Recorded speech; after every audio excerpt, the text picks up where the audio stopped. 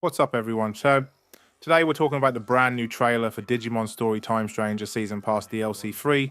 The anti-paradox teaser links in the description.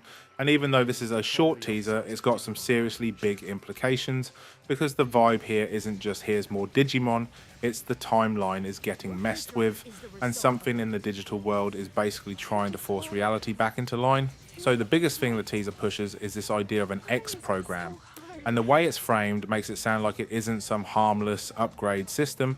It's like a hard reset, like the digital world has decided there are too many Digimon, the population is out of control, and this program is meant to cull it, and that alone is a pretty dark angle.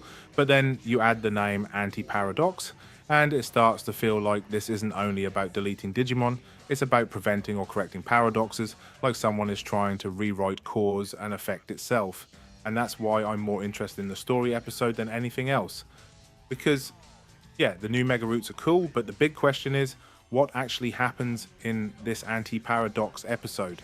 Is it just a bonus side story, or is this basically an epilogue? Because if they're leaning this hard into timeline correction, it feels like it could be the kind of chapter that ties off loose ends or sets up the next big thing. Now, let's be real about the Digimon lineup.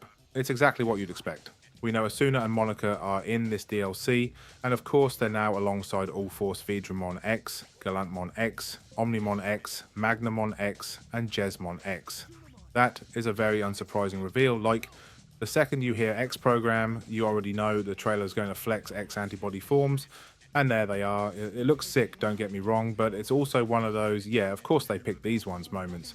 And honestly, it's kind of a shame that so much of this got data mined, because it takes away some of that big reveal feeling, but at the same time it makes me even more curious about the story content, because that's the part they haven't fully spoiled.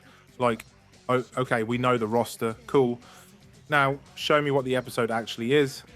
Are we getting something that feels like a true final chapter, or is it just another here's a short questline situation? Release-wise, they've said March, but no exact date.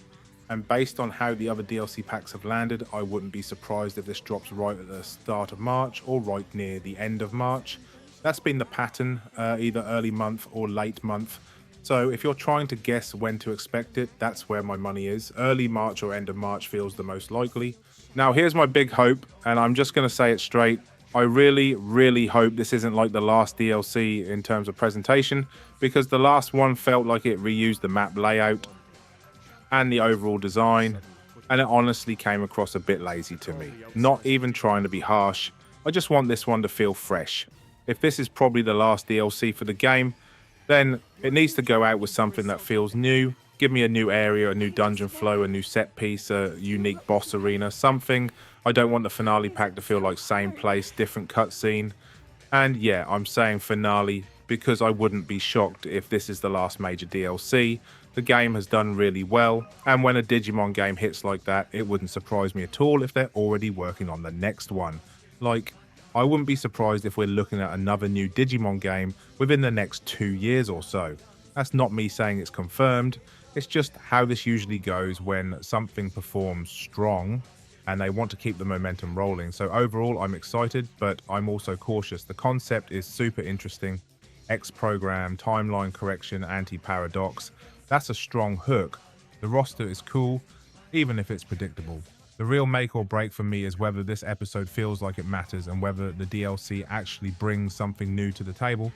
Now, I want to hear what you think. What do you think this DLC is really going to be? Do you think it's an epilogue, a true final chapter kind of thing, or just another side episode with a big theme and some new mega routes?